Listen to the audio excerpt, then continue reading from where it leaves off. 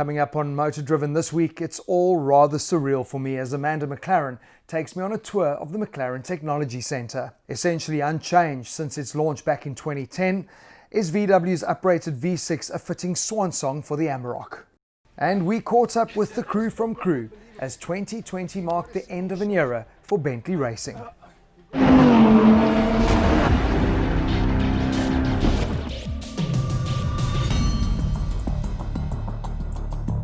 Welcome to an all-new episode of Motor Driven, and I really am looking forward to powering into this week's episode. Now, last week we chatted to Tasman Pepper, so I thought why not continue the Powerful Woman in Motoring theme. Last year I went to the McLaren Technology Centre, and while I was there I had the unbelievable privilege of spending time chatting to Amanda McLaren.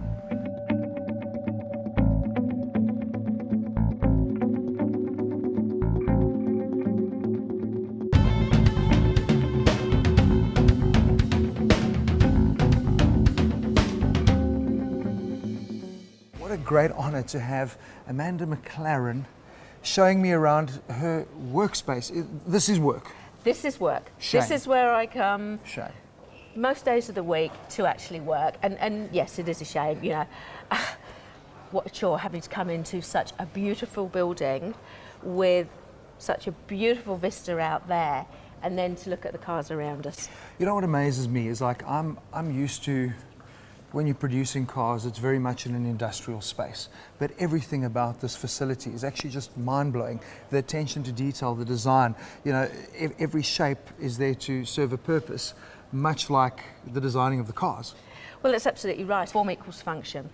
And that's very true about this building as well. It was designed and engineered to showcase McLaren's expertise in those two things. But for example, the beautiful lake out here, it is wonderful to look at, but it serves a purpose. It is the cooling system for our wind tunnel. Amanda, this must be the most difficult interview I've ever done, because I really am trying to pay attention to you and listen, but you can't help but just be drawn to memories, emotions. I mean, these are special cars. Well, they are the real deal. They're the cars that Ayrton Senna raced in 1988, MP44 here. Still regarded as the most successful car in the history of the sport. Between them, Alain and Ayrton won 15 of the 16 Yeah, races. I mean, that was 88, wasn't it? He's absolutely. Yeah. Yeah. Unbelievable. But I can just imagine the emotion that is there for people to get up close with those cars that their heroes drove. You know, it's. Well, I'm getting goosebumps. It's It's overwhelming, actually. We've had gentlemen in tears touching the car that their hero drove, holding that same wheel as James Hunt or Ayrton Senna or Kimi Räikkönen, and it's really quite something just to be a part of that and remember that, yes, these are actually the genuine cars. For them to have you here telling that story is also unbelievable. It's a masterstroke, because that tie back to heritage, to where it all started, when your dad, you know, had an idea to go racing, to tinker around, and yeah, we have it. I mean, we're walking past the first cars they won the championship with. It's just so many stories. It's unbelievable. What my father started still continues today. One of only two Formula One teams that were racing in the 60s. Red Italian won the other one. Yeah, we won't talk about that. We don't mention that name in here. But my father, of course, was always planning to produce road cars as the next big thing. So what Automotive are doing is fulfilling that vision and dream that he had. But it must be incredible for you to see that. You know, were your dad around today, I think he'd be really proud, because that engineering and design ethos is still at the forefront of everything McLaren does. Well, absolutely. I mean, I wouldn't be here today, fantastic though the building is, amazing what the three companies within the McLaren Group are doing, if I didn't think my father would be proud. His design and engineering philosophy created fast cars, but based on being very, very light. And that's exactly the same, what we call the McLaren DNA, that runs through everything we do as a company today. So he would be genuinely delighted, not only that his name is still out there at the forefront, but also the way we are doing what it is we're doing. Hanging on to that heritage is critical, because that's a unique story. That's what people buy into. But having you involved in that, we talk women in motoring and women in motorsport, you know, it's almost like people forget how involved women were in the beginning. I mean, think of your mom in those days. she wasn't just the wife. Well, absolutely. I mean, women back, especially sort of through the 60s when my mother was so involved, she and Dad shared the driving from home to all of the European circuits. She made sure that everything was packed, and when they got there, all the team members had what they needed. And then once they started testing and racing, who did all the lap scoring and all the timekeeping? The women. My mother was, it is said, one of the best at basically following 4 or 5 cars with all the stopwatches and keeping all the records. Isn't there a story that in one of the races the timekeeping was down and they actually went to her? They did. They did. She also founded an organisation. My mother was instrumental in founding a club called the Women's Motor Racing Associates Club, or the Doghouse for short. And that was initially set up really as a benevolent society because, sadly, racing was so dangerous. So many of the husbands and boyfriends were killed driving. So my mother was an initial founding member and went on to become chair of it. And I'm now patron of that association, which thankfully has moved away from needing to be a benevolent fund to being a club for women in motorsport, because today we have far more women drivers, women involved in design and engineering, and moving forward, I think, at some point the scales will balance out. You talk about the dangers of motorsport. I mean, this was like Apollo missions. I mean, at the same time, there was no easy way to test things. You had ideas. Let's try this. If it doesn't work, there's some serious risk. There was no simulation for it. You tested it by strapping yourself in, having a go. And I think we don't want to ever forget that, because I think that is what makes the commitment and the passion of someone like your dad, living his dream to the full. I know there was such a beautiful story about it's not how long you live for, but it's the value of what you put in your time, and that really sums him up. Well, absolutely. Life is measured in achievement, not in years alone, which really summed up. He wrote that as an epitaph for his teammate who had been killed, Timmy Mayer, and that became his own epitaph. But you're absolutely right. I mean, some of the features on this car, for example, the very high wings. An aeroplane wing, upside down, it's going to create downforce. But how did they actually measure the downforce created by this? They put it in the back of a minivan and actually put bathroom scales underneath the down struts. You're kidding. And the mechanics sat in the back watching the bathroom scales as it went up and down the motorway. Now, we have moved on a little since those days, but the super way creative. Well, absolutely. And the way we do things today, yes, we have new technologies and ways of doing it, but that attention to detail has not changed. So, for example, over the bodywork of this car, where the rivets on the bodywork, you see they're capped and painted over, so you get smooth, clean airflow over that body. Over the wings, where you just want to create a little more turbulence to give you downforce and grip, the rivets are left open. This car has actually got the nickname the Thursday car because it only ever appeared in public once, and that was for the practice for the Monaco Grand Prix in 1969. And at the end of the practice, the governing body of Formula One had banned the high front wings, so we had to take it off. No way. So she's called the Thursday car for that reason. It makes you realise just how clever they were in terms of finding a solution for a problem. You were chatting to me earlier about the nose design, and that's a unique feature they've carried through.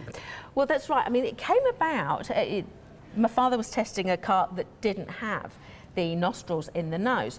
And they'd gone into the pits and refueled the car. And the fuel filler cap had not clicked down properly. So as my father drove out of the pits, it was bumping. And he thought, well, as I go faster, the air pressure over the nose of the car will click that down. Didn't happen. But it didn't. It bumped. The faster he went, the more. And my father understood aerodynamics, and he drove back into the pits, got out of the car, and found a pair of tin snips or tin shears and cut a big jagged hole in the nose of the car. And apparently some of the mechanics thought that, he'd really lost the plot at that point and kind of, Bruce, what are you doing? And he's like, no, it's okay. He went out, did some more laps, and then came back in. And the mechanic doing the timing said, wow, that's incredible. how much more quickly you're going. Why did you come in? And Bruce said, I can no longer see where I'm going because all this hot air was just coming straight at him. So, as you can see on this car, that they actually sort of channeled the car around the sides.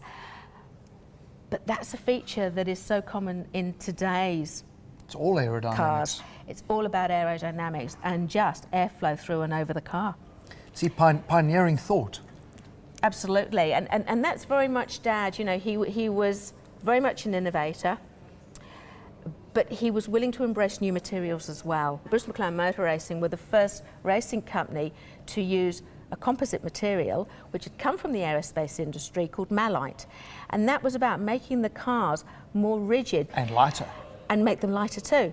And of course, moving forward to 1980, McLaren International were the first company to use carbon fibre for the chassis of their car. So lots of similarities all the way through the history of McLaren. It's a different era now. You know, your dad was driving, managing, engineering, fixing, coming up with ideas. You know, now there's a team of people that do it, and the driver is just the driver. It's never going to happen again. Well, that's absolutely right. I mean, Dad was the youngest Grand Prix winner for over 40 years, winner at Le Mans, also running the team, designing and building the cars. Tell me anybody else who's achieved all that.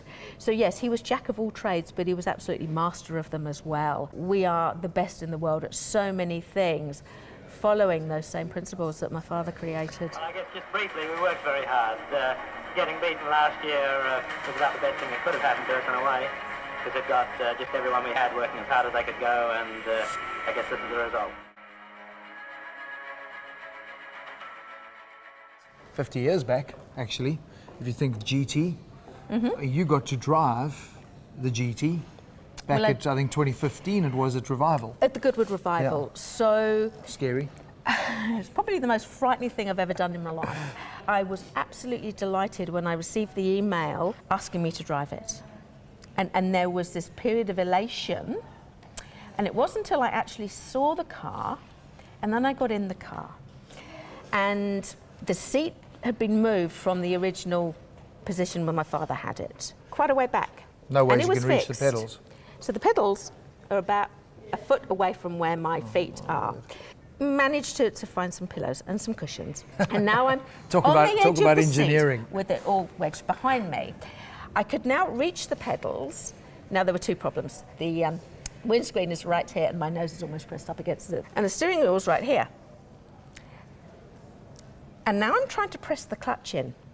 And Legs I'm like pressing this. as hard as I can, and I can only press it in halfway. How people like my father and Denny Hulme drove these cars in a race for the length of time and at the speeds they did, because that M6 GT road car was basically an M6 Can-Am car with the roof made road legal. First time I'm actually going to start this car up and pull away. And He's everyone's on the dummy watching. grid with everybody watching. The story had gone around the paddock at Goodwood that Bruce McLaren's car is here, so people had come to see it, and then, oh, Bruce McLaren's daughter's driving it. Oh, let's go and have a look.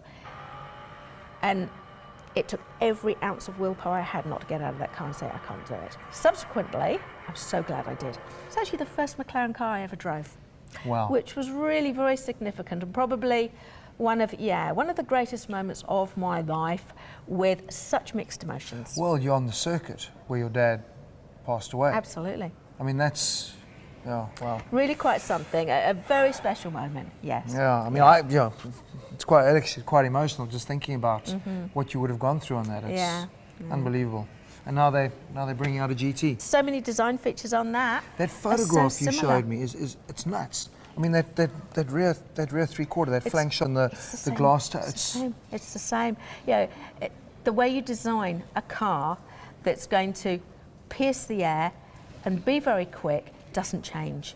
And you know, the rear haunch of Dad's car, the rear haunch of our GT today, it's almost the same. Amanda, we could literally keep talking all day because I just find it so interesting. But thank you for your time. I mean, this has been it's an unbelievable experience and treat. And just, you feel the emotion just sitting and talking to you. Thank you. Absolute pleasure. Thank you.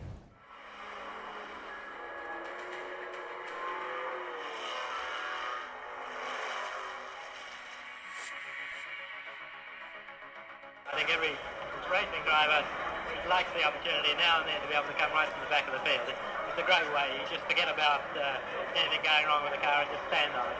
And I must say I enjoyed it for a long time.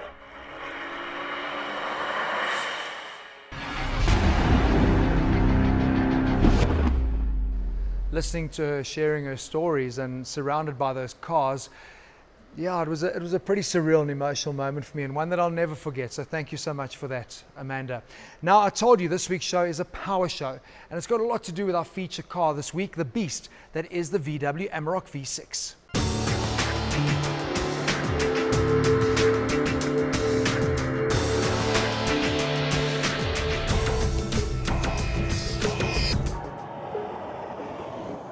"2020 will forever be etched into our minds and into the history books as the year that the world as we know it changed forever.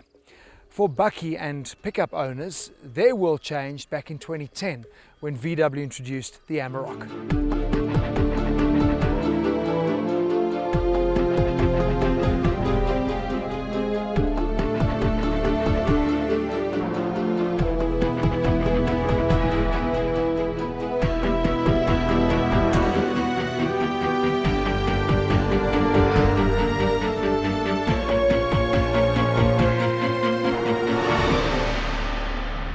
Yes, I know that's a pretty bold statement to make, but let's be honest, the industry was turned on its head by the Amarok because it came out with car-like ride quality and comfort.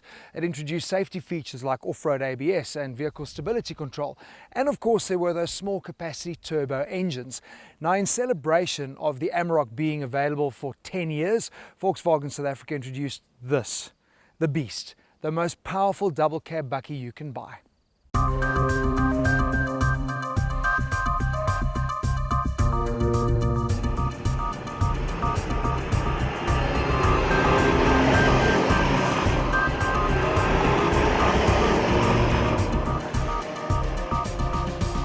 Yep, crazy, I know. Launch control in a bakkie, it is nuts. I mean, think about it, your sheep, the hay bales, your stock, it's all going to go flying out the back.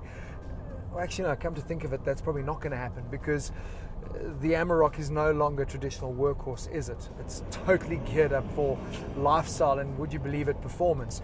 The interesting thing, this review, you're going to be more interested in information like the fact that it gallops to 107.6 seconds and that it tops out at 207 kilometers an hour than the fact that the Amarok has the largest and the widest load area in the segment. The fact that you can also fit a pallet between the two wheels. No other bakkie that is currently sold in the market can do that. Things really have changed. Crazy, crazy world we live in. So Volkswagen have streamlined things. There are only two engines available in the double cab segment. You've got the entry-level 2-litre 4-cylinder bi-turbo diesel engine, or of course this, the all-new 190 kilowatt 3-litre V6 diesel. It does replace the previous 165 kilowatt engine, but as you can see visually, yeah, not much has changed.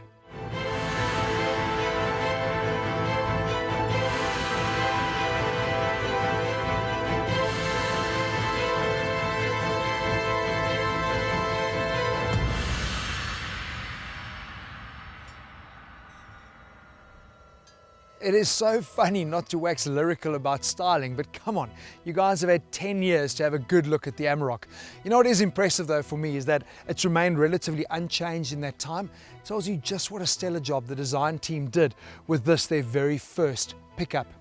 The only thing that you see here that is not standard on the Highline Amarok would be these optional 19-inch Milford alloys. Milford? Milford? Ford. It's pretty interesting, eh?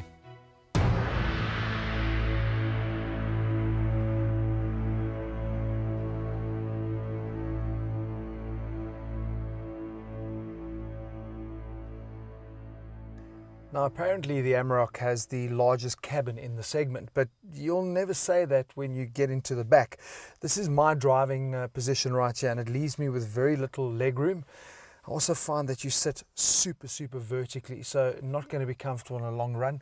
The seats themselves aren't bad and the headroom is pretty good as well, but it's amazing, you know, you're sitting in the back of a car that costs this much money and no air vents, so no climate control for your comfort in the back, and there's one 12-volt charger only.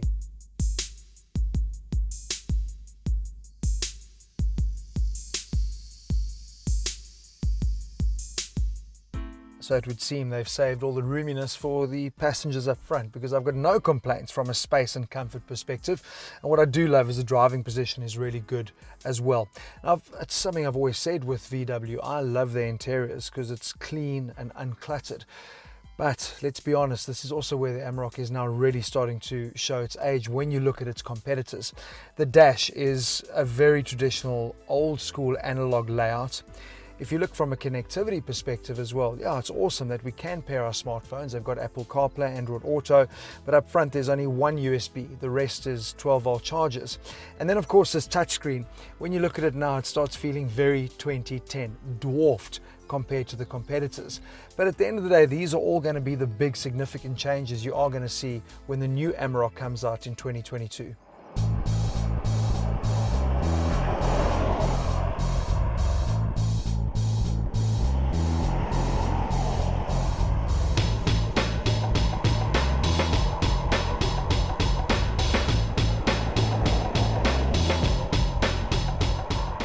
Obviously the big talking point here is the engine, and it really is brilliant. The previous V6 was.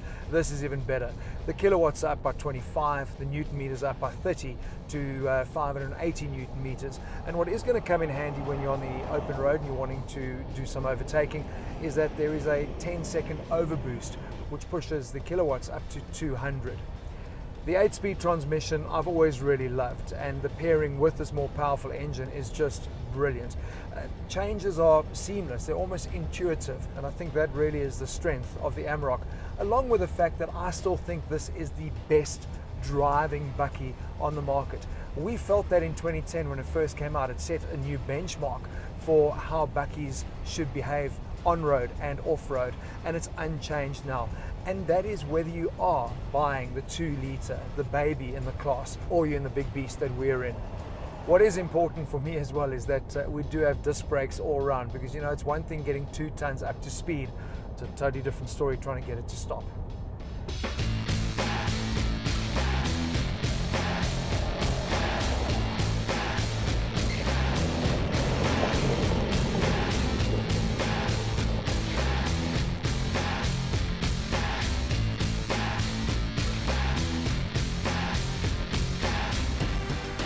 Wow, what a machine, what an engine. You literally do forget that you are flying on by in a bakkie. It's actually quite nuts. But I do really struggle with the price. You have 2 V6 options. The Highline at 922,000 Rand includes the heavy-duty leaf springs, while the Extreme with the Napa leather, the 20-inch alloys and the Discover Pro media system is going to set you back, well, let's just call it $1 million. As it is, I really do struggle getting my head around the pricing of standard double cabs, especially when you consider, honestly, it's a space at the back that you're only occasionally using. Now you're dropping a bar. Wow, seems nuts, eh? But I guess here's some positive spin. The fact that Ford will now be producing the new Amarok in 2022 might mean that this becomes a future classic, especially if the rumors are true that this brilliant engine is not going to be carried across, but that Ford in fact will be producing their own V6. But let's talk about the Ford VW partnership. I mean, it makes complete sense for me from a business perspective, but I do have one genuine concern, and that is around the build quality. But VW have assured us that whatever rolls off the production line in 2022 is going to be according to their quality standards. So I guess all we can do is wait and see. But if you can afford it, it's quite funny. This is impossible to beat.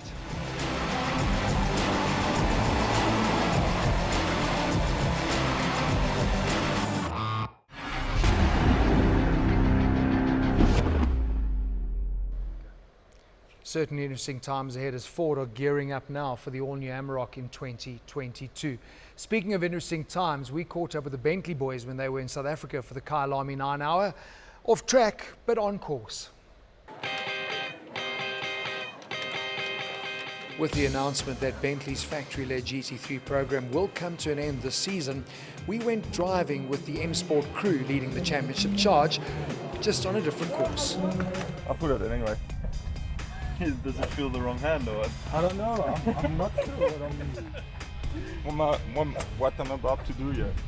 I'm really relieved that this year's event isn't happening in November, because if you remember last year, the Bentley boys are quite a colourful bunch and they arrived wearing full Movember tashes. Golf is what they do in their part-time, and I'm pretty scared to see what they're going to be dressed like because they're quite colourful characters. But what's quite cool, we've actually organised Royal Johannesburg and Kensington Country Club. Chris, I'm going to love this. Your surname? Bentley, believe it or not. These little choppers all claim to be the Bentley boys, and yeah, we've got an actual Bentley boy. Hello, They guys. get the real thing today. They get the How are real. you? They get the real thing. Hello. I can see one golf player, yeah, for sure. The real deal. Max, you ready? Always. New challenge. Guys, have you played here before? Yeah, Jordan? I used to play when I was a kid actually. A lot of like school tournaments, so home track advantage. Okay, we've got a couple of challenges lined up for them. What I find quite interesting, we know they are all drivers, but I want to see who's got a short game. So I've got a couple of challenges. We're going to do a little putting challenge off the tee, and also a little a chip, see who's got the good feel. Just to warm up for winning the title this weekend. I'm gonna have to Google everything, I think. Off the tee. How to chip, how to hit a tee shot.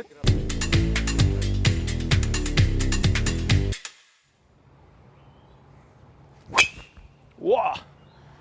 I've got a shot then. Okay, you hit it.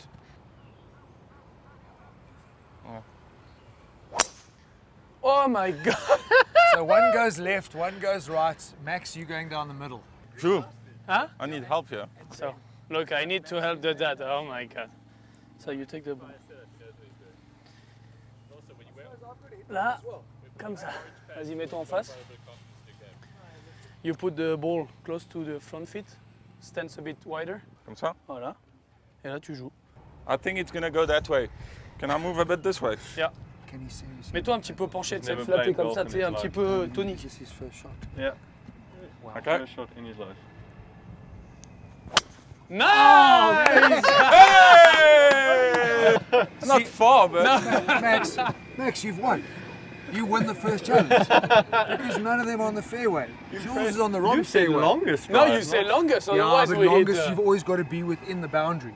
You Ah, playing fair on- play, you- fair you- play, you fair playing play. on the Okay, other- okay. That was good. Nobody would have bet on that. Nice. my arm hurts. That's his done. His golf is done. Now he may be new to golf, but Maxime Soleil has been with the crew team the longest. Oh, jeez. It's not too bad, huh? But I mean, you've never hit a bloody golf ball in your life. I thought they were joking. No. But you've hit two sweet ones. Probably But luck. they are now stressing. Has anything changed, Max, now that you are a dad? And I mean, I'm drinking wine. drinking wine a lot. I don't mean like you're not getting sleep and all that crazy stuff. From a driving perspective, do you find yourself like, I don't know, maybe thinking about things a bit more? To be honest, I was scared about it. There's a saying a kid is 1 second. And I was thinking about it all the time while my girlfriend was pregnant, and I was like, if I'm 1 second slower, my career is over, you know? And then obviously Bathurst happened, and we won. So, and I think, That was it. No, you don't worry about it. no, I don't worry about it, and I think it's quite a fake story, to be Yeah. honest. It's actually quite cool because I mean Max has never played golf before, so it's actually been awesome to see how they're all helping him and encouraging him, and I think it's a good bonding session for them as well. Usually he would just come along and drive, do what he normally does.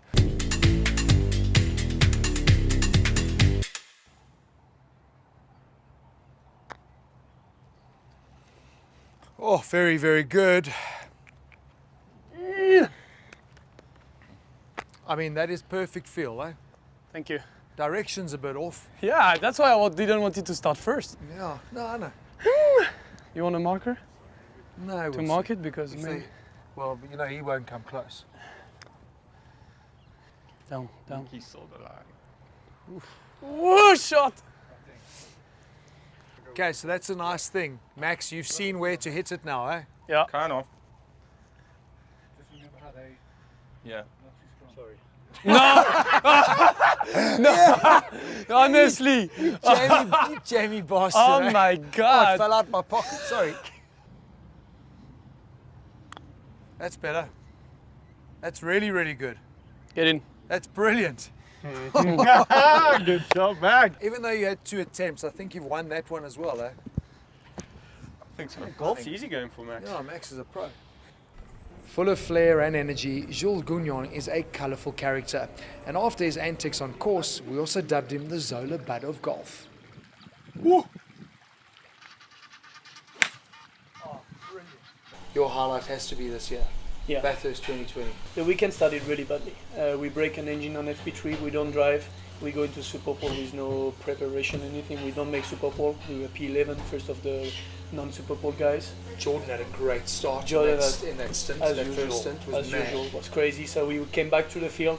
Then Max had an amazing double stint before me. He came to the lead, pulled a gap, and then I went in the car. And yeah, obviously the year before they were also leading with car 8, and something happened, so they didn't win. So I felt a lot the pressure, and I remember the word from Malcolm Winsome, that is our boss, and he's a big name, a legend of motorsport. And he grabbed my forearm, he said, "Don't." And I was on the helmet, getting ready into the car. I was like, okay, my stomach went. A well-earned victory, a fan favourite. The V8 twin-turbo 4-litre Bentley Continental. We had all kinds of weather around us, lightning, but the thunder belongs to the guys from Crew and from M Sport as Bentley wins on the mountain. The Empire strikes back for the British brand, and Jules Gounon is remarkably happy.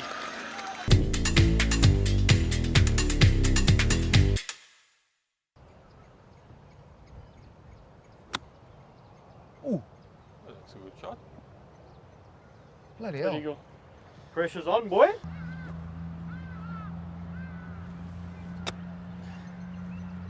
It's long.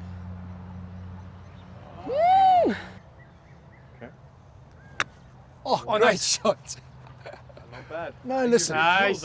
Listen, without a practice shot, he just steps up. I Yeah. think I feel a bit wrong. I don't, boink. Let's see He's who a wins ringer. this one. I'm telling you. Yours, Jordan. Finally, you can win Hey. something. Very, very nice. Win something? Jordan Pepper has won most things on track and the hearts of South African racing fans. People don't think about the exhaustion side of things and actually getting rid of lactic acid, like you said. Yeah, especially, and imagine there's 3 of us, obviously, and when you'll see all of us share the same seat, but we're not the same person.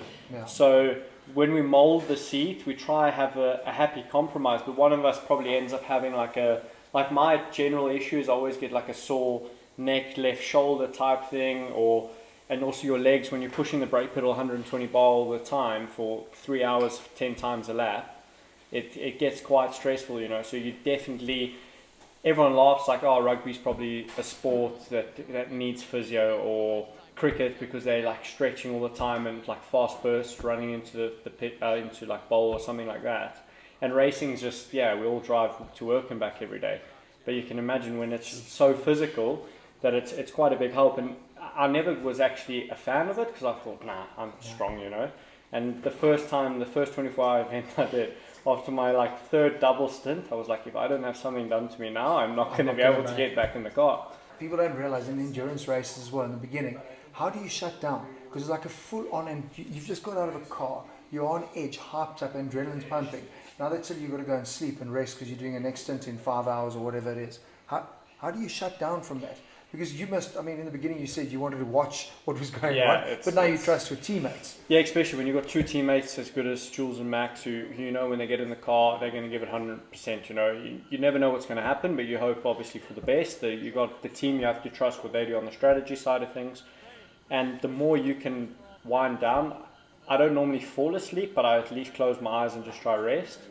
It's really, like, it plays like a real important role because you have to be the sharpest at the end because that's when the fight is on, you know, because it's a 24-hour sprint race and it always comes down to the last hour or 2 where you go all in, and that's actually when you're going to drive at your best. So if you slightly fatigued, slightly tired, haven't eaten correctly, etc., then it plays a big role. So, and it all starts from not just start of race, it starts from the beginning of the week, hydration, everything build up through the week. So it's amazing how Is this part of the build up for the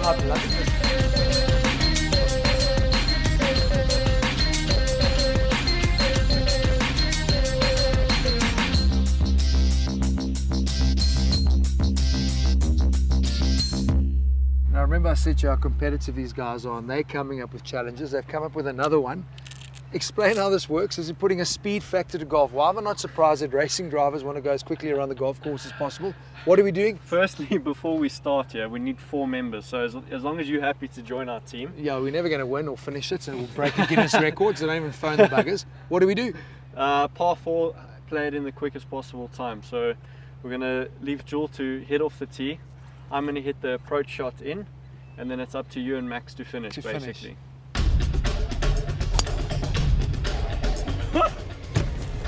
Right down the middle.